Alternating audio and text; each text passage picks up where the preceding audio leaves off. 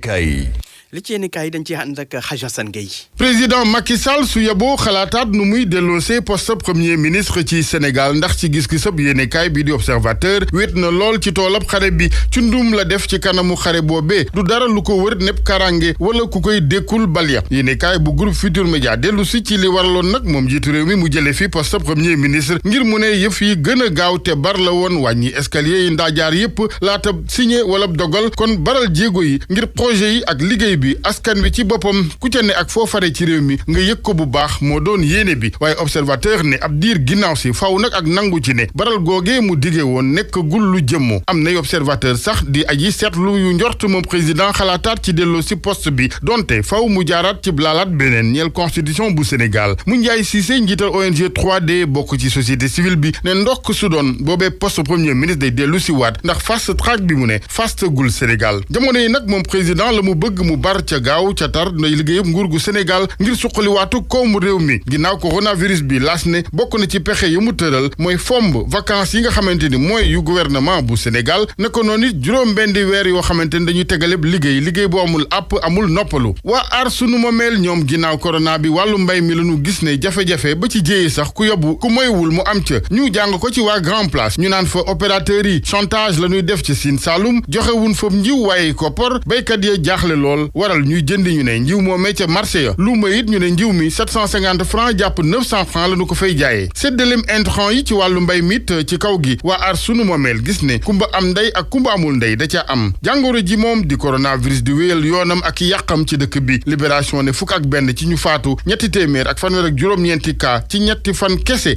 ak fanweer ak juróomi cas grave ci l'hôpital yi source a ne ko ñun kay on est mal barré maanaam yàqu nañu rek ñeent ñu faatu ñeneen ñëw dolliku ci lim bi def ko léegi téeméer ak fukk ak juróom-benn ci ñu faatu Sénégal ci jàngoroy coronavirus ndox mi nag am solo lool ci xeex bee coronavirus ndax cet gi mbir mi laaj ndox moomee mooy jafe-jafe ci dëkk bi ci Le Témoin Mamadou Samb Delko ancien directeur général bu SONES di ci wax ne yooyu jafe-jafe nag du ñu tàggoo ak ñoom lu mooy liggéey KMS 3 gi dafa yegg ñàkkum ndox mi mu ne dafa dem ba ci déficit structurel muy bu njëkk ñu koy dund Sénégal te jot na mu ne nanu ko ni defee woon ci atum 1995 ñu def campagne bu yaatu ci wàllum sensibilisation ñaax askan wi ci sakkanalam ndox moomee leneen ci yéenekaay yi di Union européenne mi tëjal ak jawwam yenn ciy réew ndax coronavirus gi réewum Gabon ca la waaye fulaay jaay Dakar réew mi it daf ne kàpp ay buntam ngir roplaani waa Union européenne moo waral ci Les Échos Samuel Eto'o fils joueur bu ràññiku ci àddina doomu Cameroun di ca ndokkeel ak félicité ministre Gabon bi naatangoom Alioune Sarr it bu Sénégal mata ndokkeel ak président Sall ci seen tontu ñoom it ful la genn gi lanu wan waa Union européenne Les Échos ne le Sénégal applique la loi du talion Le Quotidien it boobee taxawaayu Sénégal lu ubbee jëm ci yegg Union européenne fan nu yegg kese yam leen nit fanu nu yam couvre-feu bi nag la mu amoon ne njariñ ci Sénégal bokk na ci yóbbu chômage technique sàcc seeg agresseurs yi dafa mel ni nag ak yëkkatiwaat gi seen affaire dafa baaxaat tribune ne agressé gi moom takarnaase waat na muy Bourguiba Jet d'eau boulangerie jaune ak gox yu bari ci Ndakaaru du ñàkk xëy na takk der yi police wala gouvernement bu Sénégal indi ci plan de riposte wàllu yoon Les Échos dalal juge bi di Souleymane Teliko muy waxi dëggam ci gis-gisu yéenekaay bi Hissène Habré mu ne atte bu tëddeeg njaaxaanaay la am réewum Tchad ci atte bi na mu waroon coopérer mu ne demee wu ni liggéeykati justice yu Sénégal yi ne ci ñaxtoo ki xultu juge Teliko ne ministre de la justice li ko waroon du lenn lu may mu dalal leen wàllu yokkute Le Soleil xëyee nataalu njiitu réew mi mu ne ci chantier gàddu casque sécurité ba yéenekaay bi ne chantier bu bees mooy plan bi jëm ci ñoŋal ak suqali mbooleem gox yi ci Sénégal la mu ci jublu mooy fexe ba bool bi dëlle woon fenn fi jeexee fa des